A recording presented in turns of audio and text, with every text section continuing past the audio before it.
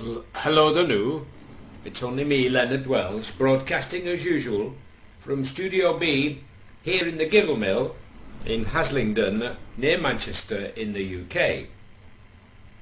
In Studio B we have as resident studio engineer none other than that very sweet chap Adolf Apfelstrudel from Berchtesgaden in Bavaria. Adolf used to be a driver with the Automobile Association, the AA.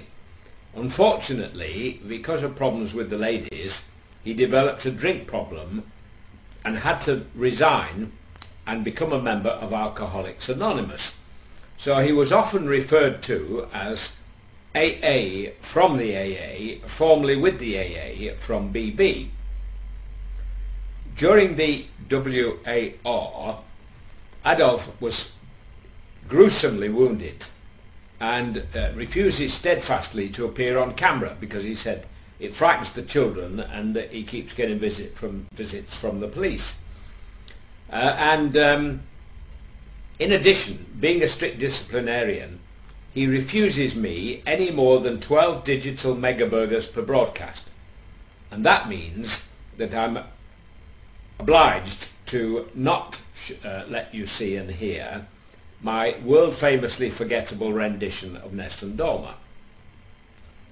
Now just occasionally Adolf will wave, and it's a big thrill and worth waiting for. So he's just come back from the pub after lunch.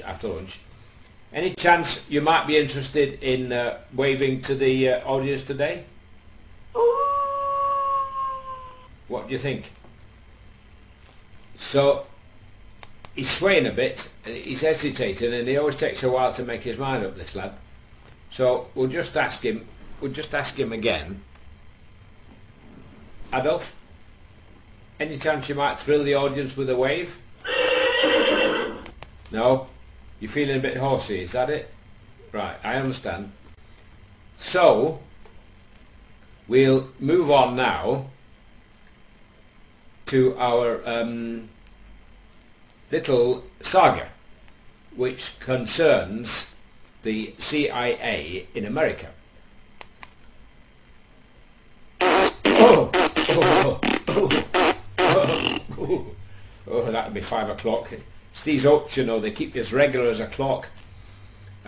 In America, as you know, the CIA is responsible for all things cloak and dagger, you know what I mean? They advertised the job of an assassin, and they got hundreds of applicants, and they pared it down after many tests and trials to 3. There's 2 men and a woman, and the chief of the CIA calls the first man in, and he said, now you passed all the tests with flying colours. He said, just one more, and if you pass this one, the job's yours. So I said, here's a gun, go into the room next door where you'll find your wife and kill her, and then come back and we'll give you the job. So he goes into the room, and after about 5 minutes he comes back and he's really upset, and so the guy says, you couldn't kill her? He said, no. He said, right. He said, take your wife and go home, he said, and forget all about the job.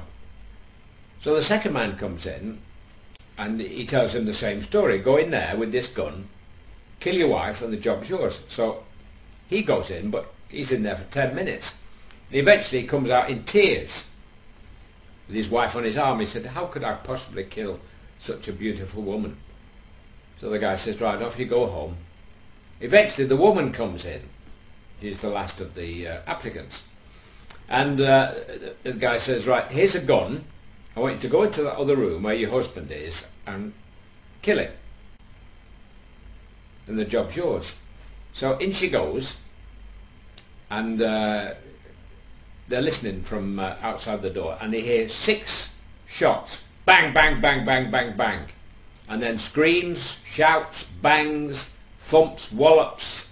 Oh, dreadful noise for maybe 10 minutes. Eventually she comes out, and she said, you guys didn't tell me that this gun only shot blanks. but she said, I managed to kill him with the chair. Thank you and good night, folks.